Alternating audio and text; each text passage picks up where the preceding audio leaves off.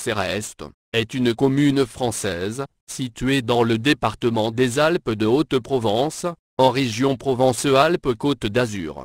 Le nom de ses habitants est cérestain. Protégée au nord, par les monts du Vaucluse, et au sud, par la chaîne du Luberon, Céreste est à la frontière entre la Basse et la Haute-Provence, sur l'ancienne Via Domitia, à 370 mètres d'altitude. Il y a 50 millions d'années, au début de l'Éocène, les bassins d'Apt et de Céreste étaient recouverts d'un grand lac intérieur. Le climat de type tropical avait développé une faune et une flore très riches, qui se retrouvent dans plaques très fines de calcaire schisteux, jusqu'à Oligocène. Ces nombreux fossiles correspondent à une flore riveraine, Myrica, Nymphea, Salix, et à des poissons, mollusques et insectes. L'accès facile des sites fossilifères permettait leur pillage quasi organisé. L'action du parc naturel régional du Luberon a permis de le faire diminuer de 95%. La commune fait aujourd'hui partie du périmètre de la réserve naturelle géologique du Luberon, en raison de la proximité à ces sites fossilifères exceptionnels. Céreste est arrosée par plusieurs cours d'eau, en plus de l'Ancrème, le Calavon et l'Aiguebelle, dont la source est sulfureuse, traversent la commune. Certains de leurs affluents, comme le ravin de Carluc, coulent également près du village. La localité apparaît pour la première fois dans les textes en 1054, Cicereste, ceux de Resta en 1143. Bien que son étymologie ne soit pas clairement établie, elle est rapprochée de celle du Céreste, proche de l'Aciota, aux origines pré-grecques et pré-celtiques, quitte Resta, formée d'un terme signifiant mont. Les fouilles, faites à la combe Joubert, ont révélé un site paléolithique de première importance. Dans un dépôt alluvial, ont été retrouvés des bifaces, et des produits ilvalois, datés de la fin du Pléistocène moyen, mais qui ont une grande similitude avec l'Acheléen supérieur méditerranéen. Des tombes de l'âge du bronze ont été retrouvées dans la grotte de Carluc. Un vécu gallo-romain était établi, au quartier Saint-Sauveur. Il peut s'agir de Catuiaca, une des mentions de la voie domitienne. L'époque romaine a laissé un four de potier, un hypogée, et des sarcophages à Saint-Sauveur. Un pont romain enjambait l'Aiguebelle, l'autre, dit romain, date en vérité du XVIIIe siècle. En 1758, près de celui de l'Ancrème, a été découverte une borne milliaire. Le quartier Saint-Martin a lui aussi livré des vestiges romains avec des tombes à incinération et une pierre gravée. Une villa a été découverte par prospection aérienne à la Déguine en 1982. Au Moyen Âge, alors que le sud-est de la Gaule était une terre burgonde, le roi des Ostrogoths, Théodoric le Grand, fait la conquête de la région entre la Durance, le Rhône et l'Isère en 510. La commune dépend donc brièvement à nouveau de l'Italie, jusqu'en 526. En effet, pour se réconcilier avec le roi burgonde Gondemar III, la régente ostrogoth Amalazonte lui rend ce territoire. Le prieuré de Carluc est fondé au XIe siècle. Un autre prieuré, celui de Saint-Sauveur-au-Pont, sur le Calavon, appartenait au XIIe et XIIIe siècle à l'abbaye Saint-André de Villeneuve-lès-Avignon. À partir de 1103, le prieuré de Notre-Dame de Beauvoir et de Saint-Michel revient, avec les revenus attachés au prieuré, à l'abbaye Saint-Victor de Marseille, auquel est rattachée en 1221, l'église Notre-Dame de Brézy. En 1113, Stéphanus Cisereste, Étienne de Céreste, fut témoin à Apt, et signataire de l'acte d'achat, fait par Logier d'Agoul, évêque d'Apt, des châteaux qui sommaient le rocher de Seignon, et du don qu'il en fait, à son église d'Apt. Au début du XIe siècle, entre 1117 et 1122, l'évêque Logier d'Agoul transigea avec Rodolphe, L'abbé de Saint-Victor de Marseille. L'évêque donna à l'abbé les églises et prieurés de Céreste, avec leurs dépendances. Il retint pour son église un tiers des droits de sépulture, et une coupe d'huile d'olive. L'abbé remit à l'évêque le quart des dîmes qu'il prélevait déjà sur Céreste, et 3 églises rurales en pays d'Apt. Le fief de Céreste relevait du comté de Forcalquier au XIIe siècle. Lorsque ce comté perd son indépendance en 1209, à la mort de Guillaume II, un de ses neveux, Guillaume de Sabran, tente de le relever. Après une lutte de 10 ans, il passe un accord à Mérargues le 29 juin 1220, avec Raymond Béranger IV, comte de Provence, et lui aussi héritier du comté de Forcalquier. Par cet accord, la moitié sud du comté, dont Céreste, lui est donnée. Guillaume de Sabran conserve sa moitié de comté jusqu'à sa mort, vers 1250.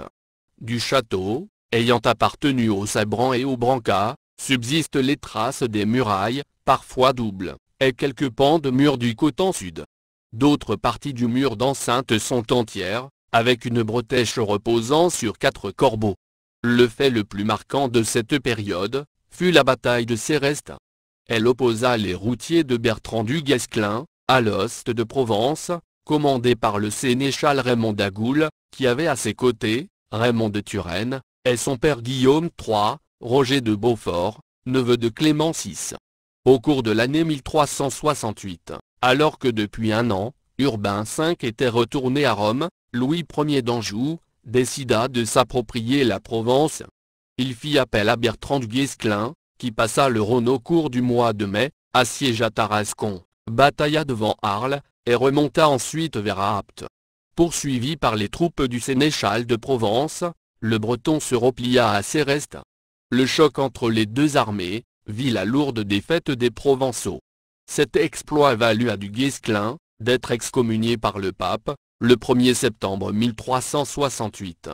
La mort de la reine Jeanne Ier ouvre une crise de succession à la tête du comté de Provence, les villes de l'Union d'Aix, 1382-1387, soutenant Charles de Duras contre Louis Ier d'Anjou. Le seigneur de Céreste, Louis de Sabran, soutient le duc d'Anjou dès le printemps 1382, ce soutien étant conditionné à la participation du duc à l'expédition de secours à la reine. La communauté de Céreste relevait de la viguerie de Forcalquier. Au XVIe siècle, l'activité du village reprend, la transhumance à longue distance. Les moutons de Céreste partent dans la vallée supérieure du Var, en Provence orientale. Jusqu'en 1648, il n'y eut pas de cure, donc de desservants, dans le village. Les offices de l'église paroissiale Saint-Michel, et du prieuré de Notre-Dame de Beauvoir, étant à la charge des moines de Saint-Victor de Marseille. Le fief, qui avait dépendu des comtes de Forcalquier, puis de Provence, passa à la famille de Brancas, qui obtint son érection en marquisat en 1674. La tour d'Ambarbe, d'Ambarbeau, est une ancienne tour défensive du XVIe siècle, transformée en pigeonnier. Au début du XVIIIe siècle, les frères Essieux exploitaient un four à poterie. Durant la Révolution, la commune compte une société patriotique, créée après la fin de 1792. Au milieu du XIXe siècle, l'élevage principal était celui des porcins. La vigne et les oliveraies colonisaient les collines, le blé couvrait les vallées. La commune était réputée pour ses truffes, d'une exceptionnelle grosseur. Le village comportait plusieurs filatures à soie. Une carrière à ciel ouvert permettait d'exploiter le lignite, elle s'étendait sur 166 hectares. Sur le chemin de Vien, dans une grotte, était exploité du poudingue utilisé pour faire des pierres meulières. Le vin produit était destiné à l'autoconsommation, et à la vente sur les marchés locaux. Cette culture est aujourd'hui abandonnée. Le coup d'État du 2 décembre 1851, commis par Louis-Napoléon Bonaparte, contre la Deuxième République, provoque un soulèvement armé dans les Basses-Alpes, en défense de la Constitution. Après l'échec de l'insurrection, une sévère répression poursuit ceux qui se sont levés pour défendre la République. 35 habitants de Céreste sont traduits devant la commission mixte, la majorité étant condamnée à la déportation en Algérie. Comme de nombreuses communes du département, Céreste se dote d'une école bien avant les lois Ferry. En 1863, elle en possède déjà une qui dispense une instruction primaire aux garçons, au chef-lieu. La même instruction est donnée aux filles, la loi Fallou, en 1851, imposant l'ouverture d'une école de filles, aux communes de plus de 800 habitants. La commune profite des subventions de la deuxième loi Duruy, en 1877, pour construire une école neuve. C'est l'actuel groupe scolaire, 6 boulevard Victor Hugo, qui regroupe écoles maternelles et élémentaires. René Char et la Résistance. En septembre 1939, René Char est mobilisé à Paris, pour une dizaine de jours, puis à Nîmes, comme simple soldat. Au début de la Seconde Guerre mondiale, le poète fut mobilisé dans le 173e RA régiment qui était affecté en Alsace. Au cours de la débâcle, en 1940, il assura à ses hommes une retraite organisée, ce qui lui permit d'occuper le pont de Gien, gardé intact. Celui-ci servit à la population pour se replier. Démobilisé, il fut décoré de la Croix de guerre, et put revenir dans ses foyers, à l'Isle-sur-la-Sorgue. Sur ordre de Vichy, le préfet de Vaucluse le tint à l'œil. Il chargea son directeur de la Sûreté nationale, d'enquêter sur l'individu. Le rapport que ce dernier fit parvenir à son supérieur hiérarchique, qui constatait que le poète était surréaliste, le catégorisait comme communiste. Immédiatement, le préfet ordonna de perquisitionner chez lui. René Char, averti par un gendarme républicain, qu'il risquait d'être incarcéré, partit se réfugier à Céreste, village de Basse-Provence, qu'il connaissait depuis 1936. Cette arrivée à Céreste nous est narrée par Georges-Louis Roux. C'est donc vers la mi-août, que nous accueillîmes René Char, et sa femme Georgette, à Céreste. De nouveaux amis, les Taupin, venaient d'y acheter une maison et l'avaient mise à notre disposition. Il s'agissait d'une maison à demi ruinée dont les Taupin venaient de faire réparer les pièces destinées à l'habitation, et peindre les portes et les fenêtres couleur bleu charrette. Sur place, dès 1941, il prit contact avec un noyau de la résistance. Il rejoignit l'armée secrète, et choisit le pseudo d'Alexandre.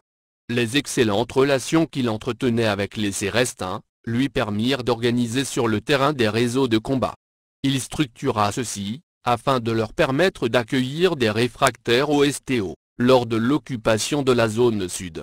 Ce fut en 1943, qu'il prit la tête du secteur As-Durance qui s'étendait entre Fort-Calquier, Banon, la montagne de Lure, Apté-le-Luberon. Puis avec le grade de capitaine, il devint chef départemental de la SAP, région 259. Cette section fut opérationnelle dès l'automne 1943. Des équipes sont en place à Fort-Calquier, Céreste, Banon, puis Moisson, Oraison, Valençol, Gréoux, Seine. La SAP de René Char comprendra une trentaine de terrains, et mobilisera jusqu'à 400 hommes et femmes. Ils étaient chargés par Alexandre de préparer les terrains d'atterrissage et d'organiser la réception et le stockage du matériel de guerre. Sur le terrain, ils étaient coordonnés par Pierre Singerman, un Polonais évadé d'un camp d'internement, dit Léon, et Jean Sicard, dit Serge, les deux adjoints de René Char. Le largage suivait un rituel immuable. Le capitaine Alexandre était informé d'un prochain parachutage, par un message codé de la BBC, à 13 h, message de confirmation répété le soir. Le jour prévu, dès que le bruit de l'avion se faisait entendre, plusieurs hommes balisaient le terrain avec des lampes, ou en allumant des feux, en se positionnant dans la ligne du vent. Après un premier passage de l'avion confirmant que les signaux avaient été bien perçus, le largage s'effectuait au second passage à 200 mètres environ du sol. Les hommes de la SAP avaient alors pour mission d'évacuer rapidement les conteneurs en les cachant. À titre d'exemple, sur la commune de Saint-Michel-l'Observatoire, le terrain de parachutage 126, était proche de la tour de Porchère. C'est son premier étage qui servait de cache. Certains parachutages étaient à haut risque, comme celui qui eut lieu dans la nuit de 27 au 28 décembre 1943. La dispersion des 14 parachutes entre Banon et l'Hospitalet n'était pas prévue et parut suspecte. Un seul container put être récupéré par un maquisard de l'Hospitalet.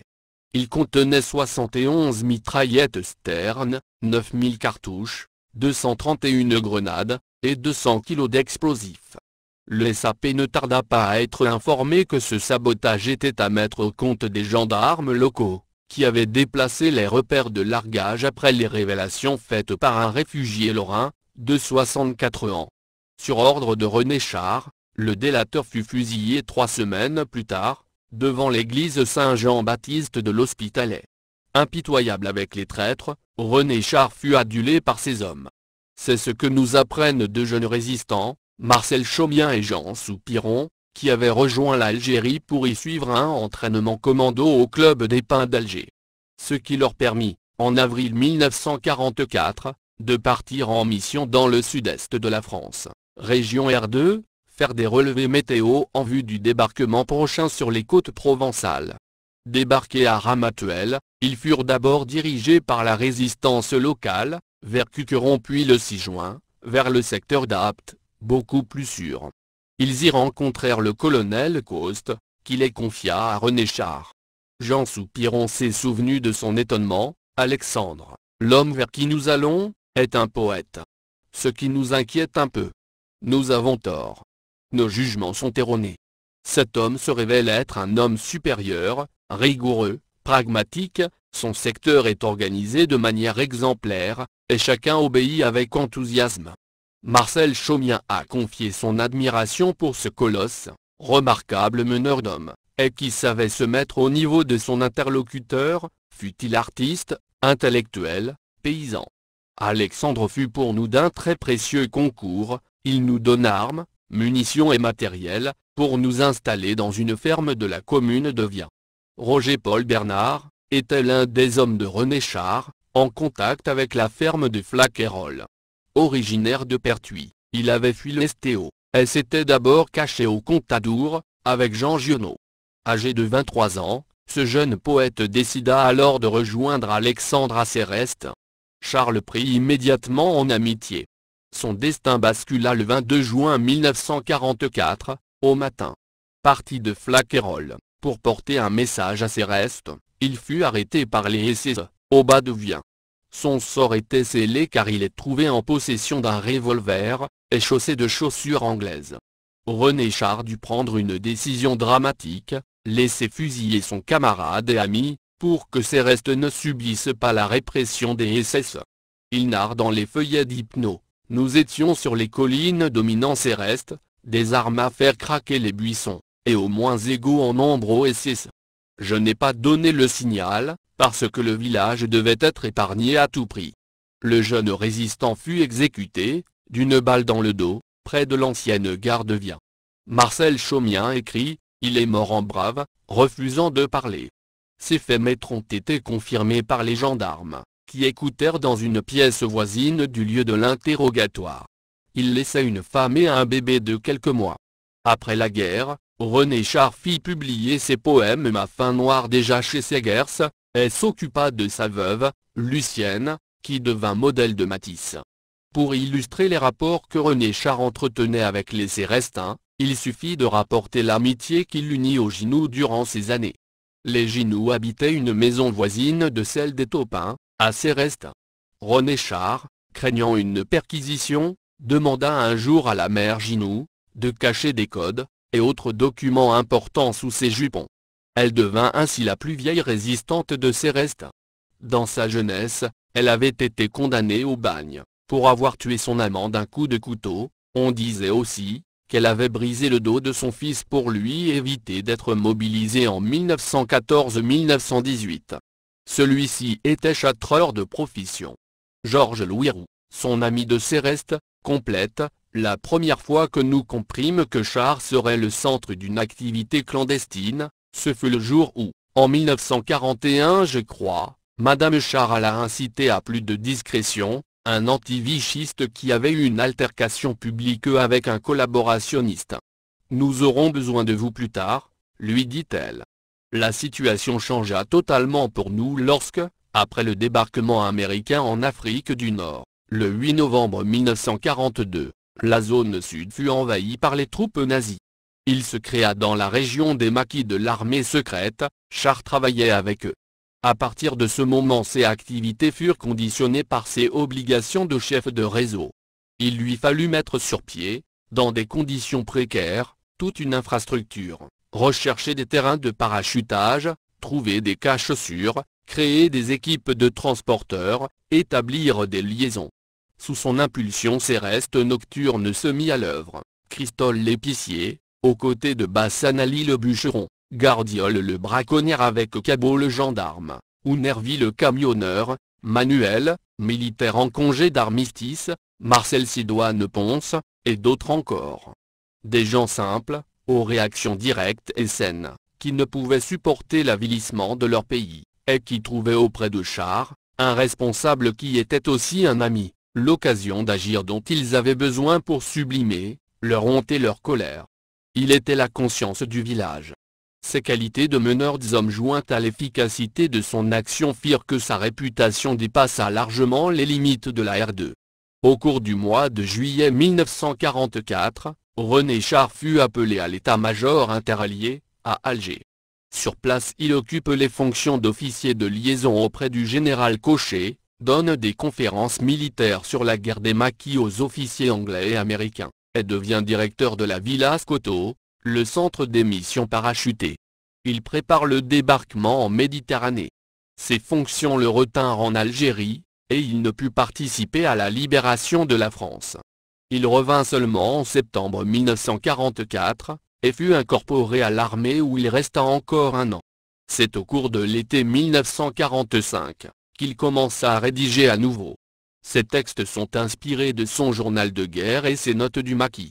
Ce sont les feuillets d'Hypno, repris en volume dans Fureur et Mystère, qui sont calculés pour restituer l'image d'une certaine activité, d'une certaine conception de la résistance et, d'abord, d'un certain individu avec sa multiplicité interne, ses alternances et aussi sa différence, qu'il est moins disposé que jamais à oublier.